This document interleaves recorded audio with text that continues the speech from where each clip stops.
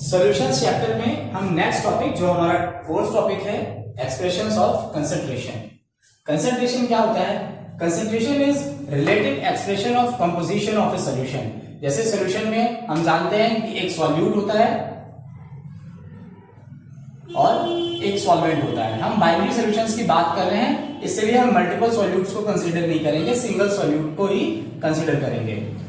तो जो हमारा सॉल्यूशन में सॉल्यूट और सॉल्वेंट होता है, यही इनके सॉल्यूशन के कंपोजिशन होते हैं।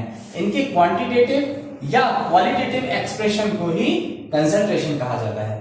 कंसंट्रेशन को एक्सप्रेस करने के नॉर्मली 7 टाइप्स जो बुक में हमारे एनसीईआरटी में दिया हुआ है, और एक 8th टाइप भी होता है जिसे हम नॉर्मेलिटी कहते हैं, वो हम आगे डिस्कस करेंगे।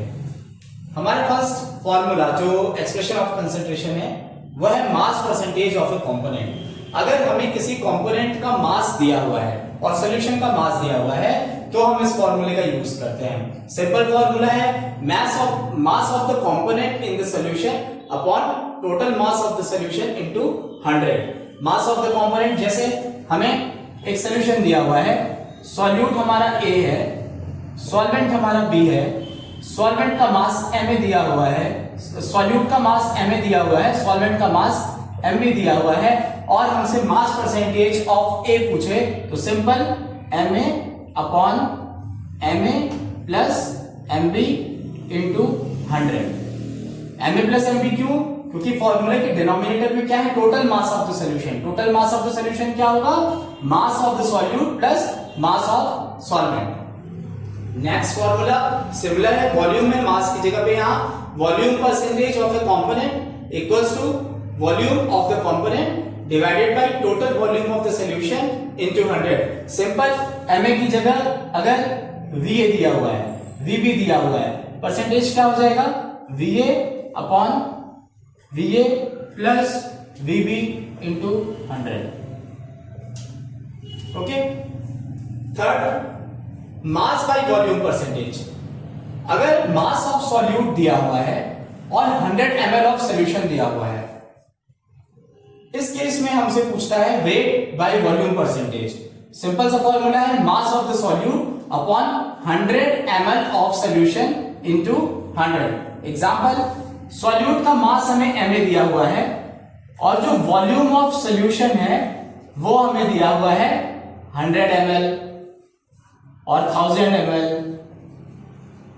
कुछ भी हो सकता है। वॉल्यूम ऑफ सॉल्यूशन हमें दिया हुआ है, उसको हम 100 ml के प्रोपोर्शन में कन्वर्ट कर लेंगे, और जो मास ऑफ सॉल्यूट दिया हुआ है उस मास ऑफ सॉल्यूट से उस volume 100 ml volume of solution से डिवाइड करके 100 से मल्टीप्लाई करेंगे तो हमें मास बाय वॉल्यूम परसेंटेज मिल जाएगा। सिंपल सा फॉर्मूला है mass of solute divided by 100 ml of solution into 100। Next topic, next formula हमारा जो है पार्ट्स पर मिलियंस।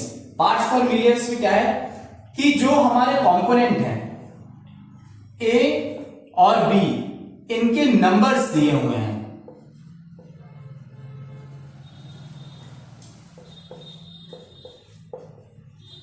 नंबर्स मींस कि कितने पार्टिकल्स हैं कंपोनेंट A के, कितने पार्टिकल्स हैं कंपोनेंट B के सॉल्यूशन में।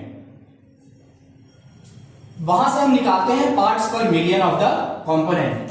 फॉर एग्जांपल, Na का number of parts of the component अगर दिया हुआ है 1000 और total number of parts of components of the solution दिया हुआ है 1 लाख, तो सिंपल फॉर्मूले में पुट करेंगे number of parts of the component 1000 upon total number of parts of the components of the solution, that is 1 lakh into 10 to the power 6।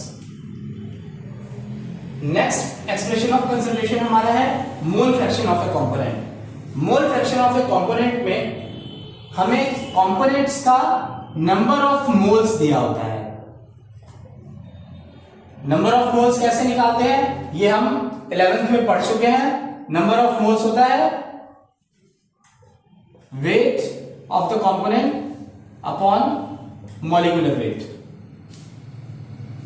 तो mole fraction में क्या, जिस भी कंपोनेंट का हमें मोल फ्रैक्शन फाइंड करना है उसको न्यूमरेटर में रखेंगे और total number of moles of all the components in the solutions से डिवाइड करेंगे, तो हमें मिलता है mole fraction of the component और इसको हम XA और XB ऐसे रिप्रेजेंट करते हैं, डिपेंड करता है कि किस कंपोनेंट के मोल फ्रैक्शन की बात हो रही है।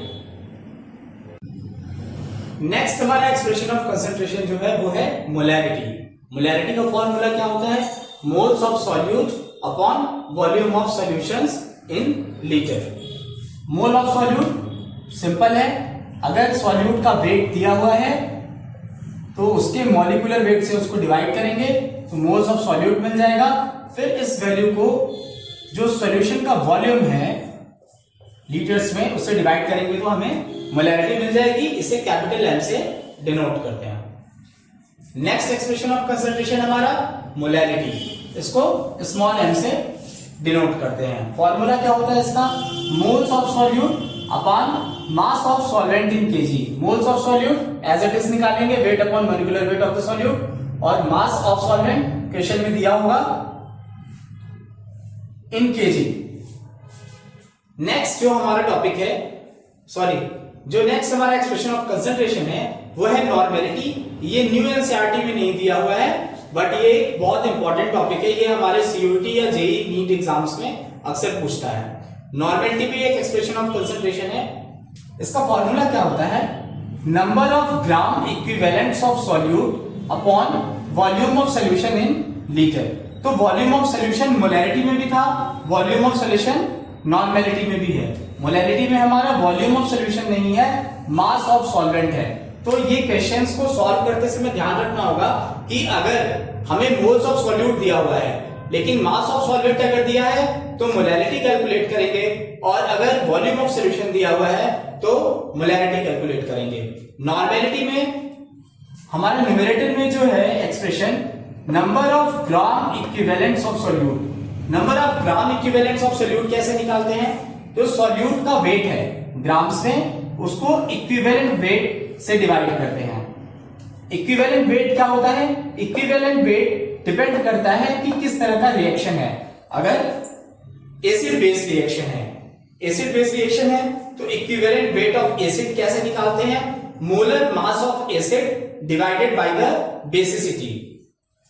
इक्विवेलेंट वेट ऑफ बेस कैसे निकालते हैं? Molar mass of base upon acidity. Acid base reaction, उसकी एसिडिटी, बेसिसिटी, ये सब 11th का टॉपिक है जो हम पिछले स्टैंडर्ड में पढ़ के आ चुके हैं। Equivalent weight for ionic reactions, ionic reactions के लिए इक्विवेलेंट वेट कैसे निकालते हैं? मोलर मास, जो भी हमारा सॉल्यूट है उसका molar mass divided by total positive और negative charge carried by the ion. जैसे अगर उसमें +2 पॉजिटिव चार्ज है या +3 पॉजिटिव चार्ज है, -1 पॉजिटिव चार्ज है या -1 नेगेटिव चार्ज है या -2 नेगेटिव चार्ज है, तो वो क्या होगा? टोटल पॉजिटिव और negative charge carried by the ion. Equivalent weight for redox reaction कैसे निकालते हैं? Equivalent weight is equals to molar mass upon number of electron gain और लॉस्ट। गेन होगा रिडक्शन रिएक्शन में, लॉस्ट होगा ऑक्सीडेशन रिएक्शन में। Redox reaction, acidity, basicity, ionic reactions, ये हमारे 11th स्टैंडर्ड के टॉपिक्स हैं। हम इस टॉपिक में आगे सारे ये जो हमने फॉर्मूले, 8 तरह के फॉर्मूले एक्सप्रेशन ऑफ कंसंट्रेशन हमने पढ़ा है, इन सारे एक्सप्रेशन ऑफ कंसंट्रेशन के एक-एक न्यूमेरिकल्स एज एग्जांपल सॉल्व करेंगे।